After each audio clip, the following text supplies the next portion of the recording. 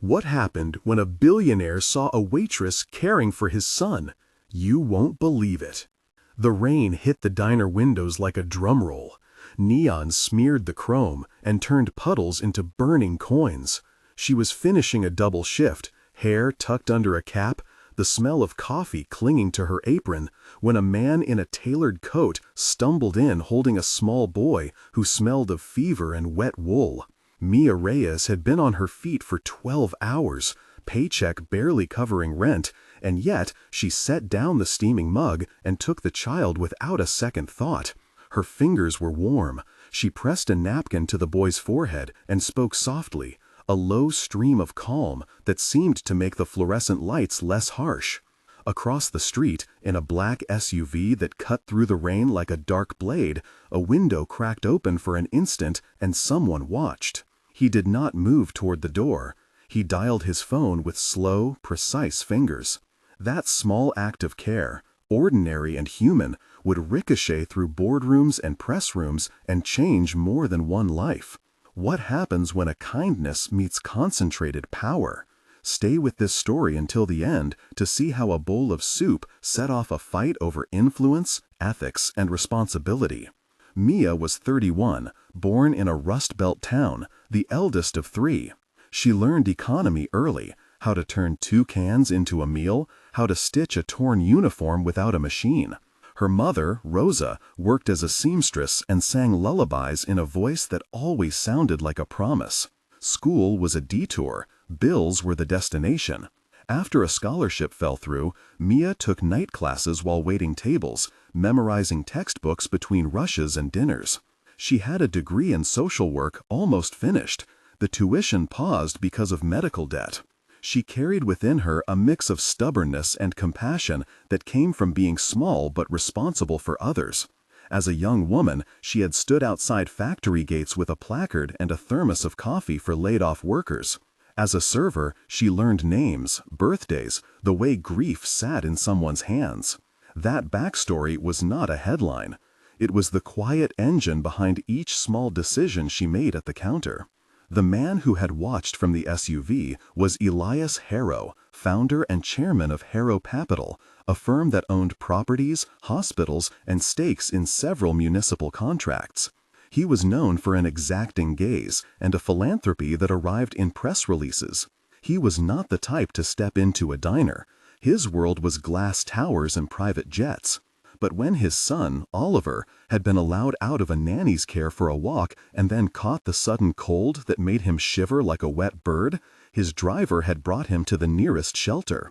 Elias observed Mia the glass while the rain made everything a little anonymous. He watched a woman with tired eyes lean over his child and saw her hands steady. He did not move. Instead, he called his assistant, Mara, and said 3 words: "Find her. Offer help, make sure she accepts nothing now." The voice on the other end recorded and transmitted the instruction into an organized machine. A seed of interest, polite and strategic, had been planted. Mia's offer of a towel and a bowl of broth led to an invitation that evening, a polite letter left on a napkin by a courier from Harrow Capital. A conversation, it read. Inside the envelope was a business card, embossed and cold.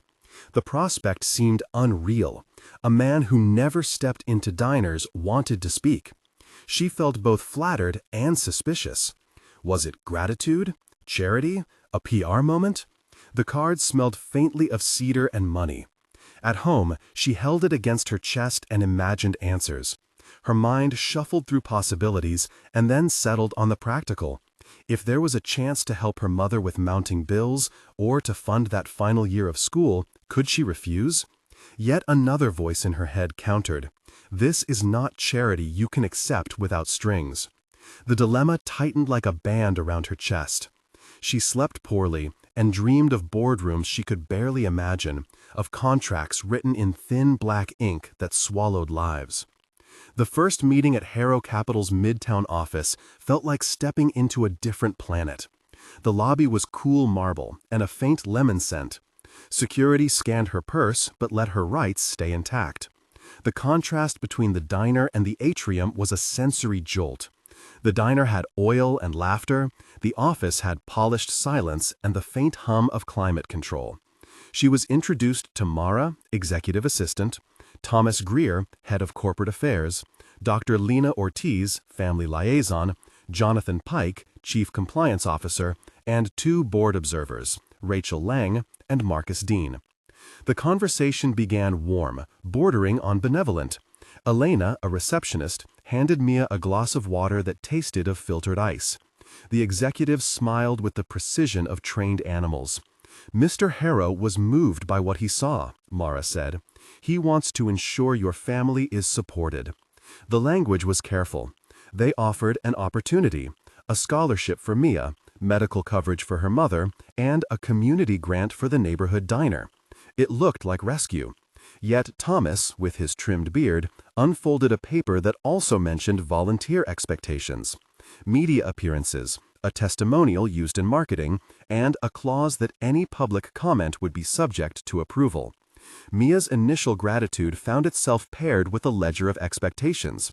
She listened as if to a chorus, trying to count the notes between charity and control. You could feel the city outside when she walked the corridors of power, a humid breath. Against the glass as taxi horns tried to insist on their existence. Her first week of meetings became a montage of cups of coffee and polite handshakes. She met 5 new people who would shape the arc of the story: Mara, Tomas, Dr. Ortiz, Jonathan Pike, and Rachel Lang. A local pastor, Reverend Paul, introduced himself as a community supporter who had written a letter in her favor. A diner regular, Jorge, took a day off to bring flowers and offered a fierce embrace in the lobby that smelled of fried onions and sincerity. At nights, she called her brother Mateo, who worked at a delivery warehouse. He laughed in relief and called her the one with a future. The connections multiplied. The firm arranged a small press conference where Mia would be introduced as a community steward chosen by Harrow Capital. Mia balked at the language. "I am not a steward," she said into the handheld microphone the night before. "I'm a barista sometimes. I take care of people." That candid reaction forced Mara to revise wording. Thomas smoothed feathers with promises. The rhythm of integration began, equal parts hopeful and uneasy. Tension 1. The first fissure appeared during a quiet audit. Mia received a call late one night. Oliver had a fever again, and Elias wanted an update. She texted back a brief reassurance, and in the morning, a reporter from a financial outlet called to ask how a private friendship had turned into a corporate initiative. Rumors condensed into headlines.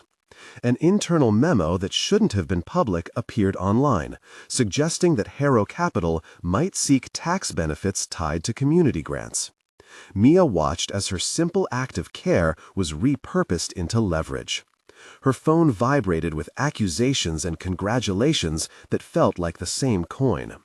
She went to sleep with the taste of metal in her mouth, images of the diner, the SUV, the boardroom, blurring into a single unsteady film.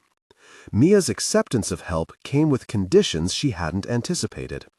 One evening, in a small conference room, Thomas and Jonathan laid out a draft agreement. It was precise, legal, and cold. Jonathan explained compliance frameworks, while Thomas described PR timelines. Mia read the clauses aloud, voice shaking. Public appearances? Exclusivity? Indemnification? She asked, "What if I want to speak freely?" Jonathan smiled, then pushed a line toward her that read, "Any public statement would require prior approval." She had come for support, not censorship. The conversation expanded into a dialogue of power, where phrases like brand alignment and reputational risk meant more than people's lives. "We need to protect the initiative," Thomas said. "This isn't personal." "It is to me," Mia answered. "I didn't ask for a clause that silences me." The room filled with the hum of the building and the distant sound of a delivery truck reversing below. They negotiated like 2 languages with different alphabets. In that exchange, she felt the promise of help compress into a net that might catch her or entangle her. Tension 2. The crisis hit when an internal leak accused Mia of accepting payment for insider information. A set of emails, doctored and time-stamped in the dead of night, suggested she had tipped off a supplier connected to Harrow's contracting plans. Those emails spread through social feeds and hit the morning programs. Jonathan convened a meeting and read the allegations aloud. The accusation landed like a weight on Mia's chest. She insisted she had never sent such messages. The building's security logs were pulled. A forensic analyst named Priya Sen was brought in. She moved with quiet force, her laptop screens casting blue light on faces.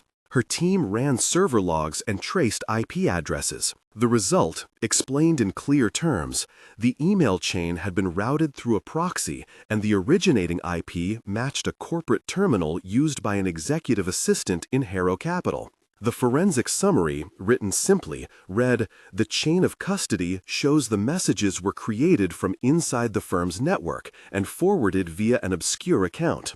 Evidence was technical and readable, timestamps, hash values, and a trail that did not point to Mia. It was enough to shift suspicion.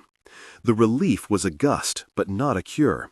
The community had seen the headlines, and the damage to reputation was immediate. Priya's technical explanation, the header shows redirection through an internal server, the access log records the upload at 0213 from workstation H23, became a pivot point in the story. It bought time. It did not heal the public wound. The second major confrontation came when Mia, guided by Dr. Ortiz and Reverend Paul, chose to push beyond private meetings and requested a formal review. She brought 5 voices from her neighborhood to the table: Jorge the regular, Mateo her brother, Rosa her mother, Reverend Paul, and a teacher named Aisha who ran a local after-school program. They testified informally at first, not to a court, but to a council of stakeholders. The scene was tense. Marcus Dean sat with folded arms, Rachel Lang took notes with a pen that never faltered, and Elias watched with a face that had been carved by discipline. Mia spoke plainly about duty and dignity. Thomas leaned in, voice a steady baritone caution, and suggested settling quietly. "This will cost us," he said in a tone that meant accounting. "Not everything is about optics." Mia's reply was small and steady.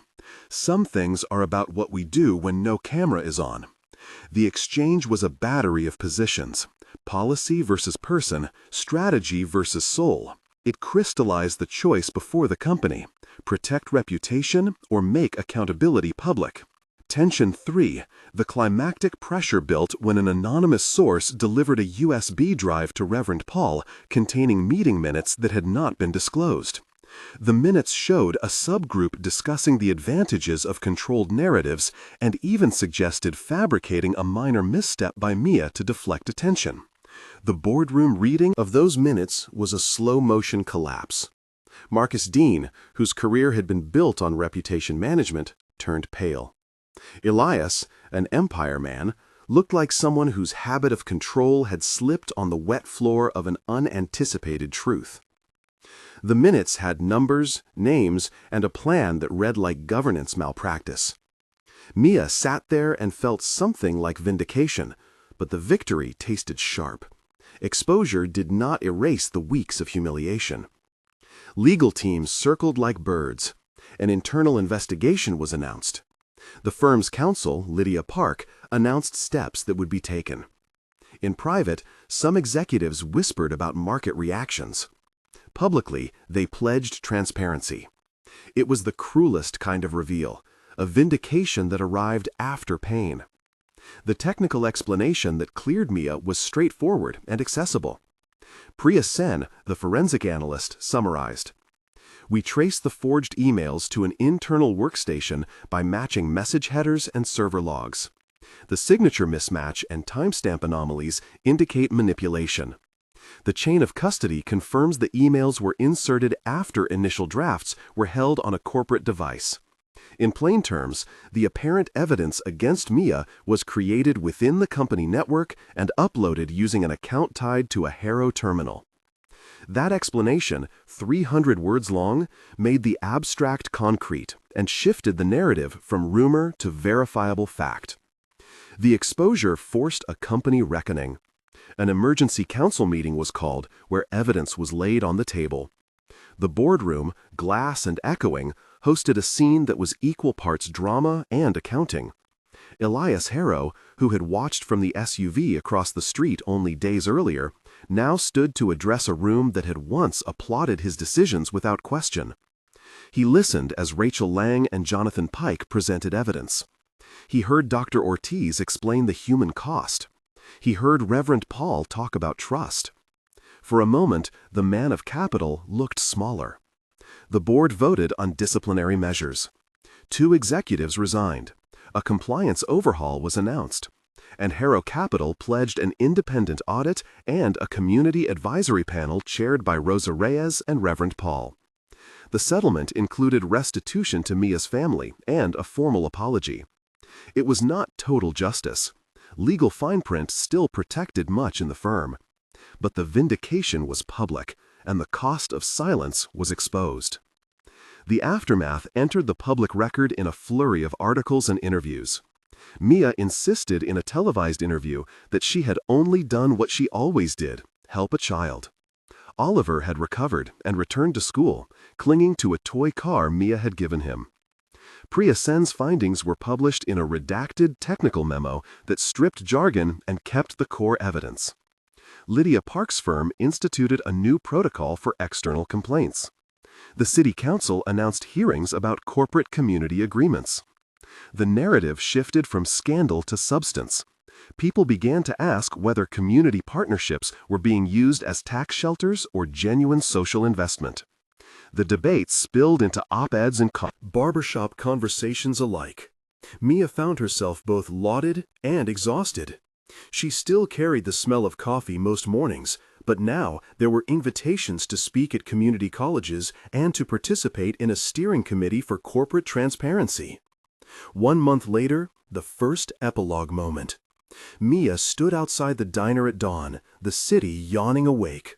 A small plaque had been hung inside, donated by the community grant, dedicating a corner table in honor of everyday care. Reverend Paul cut the ribbon, and the media came, but the focus stayed local. A mural of hands painted by Aisha's students, a new refrigerator stocked for neighbors, and health checkup flyers distributed by a clinic funded by Harrow's altered grant. Mia watched her mother, Rosa, speak to a neighbor about sewing classes paid for by the fund.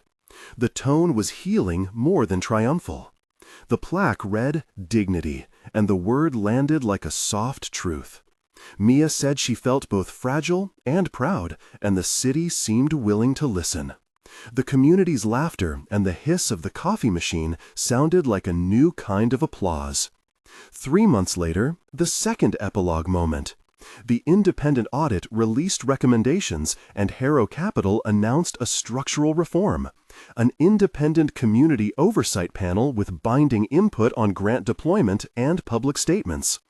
Marcus Dean had left, replaced by a compliance director with a mandate to publish quarterly impact reports. The company established a small endowment for local health and education, administered with transparent metrics that community members could review. Mia had enrolled in classes again, scholarship funds finally released, and she taught a shift scheduling workshop to other hospitality workers, sharing tips on how to balance advocacy and survival. She joined the advisory panel and found that sometimes being the person helps involves learning the language of policy. Her brother Mateo got a promotion at his warehouse after a community employment fair linked by the fund. Aisha's after-school program expanded into weekends. The small acts multiplied into structures. 6 months later, the third epilogue moment. Patterns had changed but not vanished. Harrow Capital stock ticked in the same market, but its public posture had shifted. The audit's recommendations were now institutional policy. The Community Advisory Panel published its first impact report, showing measurable improvements in local clinic visits, school attendance, and job placements. Mia spoke at a city hall session about dignity and accountability. She spoke without prepared notes, voice steady, describing how a bowl of soup had begun a series of consequences that demanded responsibility. Elias Harrow established a matching fund for community-led projects, and in a rare interview he said, "Power must answer to people." Some critics called it damage control, others called it evolution. In the neighborhood, a small garden had been planted in the diner lot, cultivated by volunteers and named in honor of the little acts that began the change. The garden was unruly and beautiful. It produced tomatoes that tasted like the first real rain. Throughout, names mattered. Thomas's cautious edits, Priya's meticulous logs, Lydia Park's legalese that turned into policy, Reverend Paul's steady organizing, Jorge's loyalty, Mateo's stubborn cheer, and Aisha's artful insistence on inclusion. Each person moved the plot in small and decisive ways. The technical proof, server logs, header traces, and access time correlations stopped speculation and forced accountability. The scandal that could have destroyed a life instead became a catalyst for governance reform because evidence was demanded and presented clearly. If there is a lesson, it is this: a single act of human kindness can expose power in ways that demand responsibility. It can also reveal the thin margin between charity and control, between gratitude and obligation. Mia did not want praise or control. She wanted dignity for her family and honesty from institutions. The story closed on a hopeful but cautious note. Systems could change, but only if people insisted and evidence was made visible. If this story moved you, leave a comment starting with "once" and tell us about a small act that changed something in your life or your community. Share this video to remind others that compassion can trigger accountability. If you want more investigations that combine heart and facts, subscribe. Small acts become legacy when people choose to make responsibility public. What we plant with care can alter the harvest for everyone.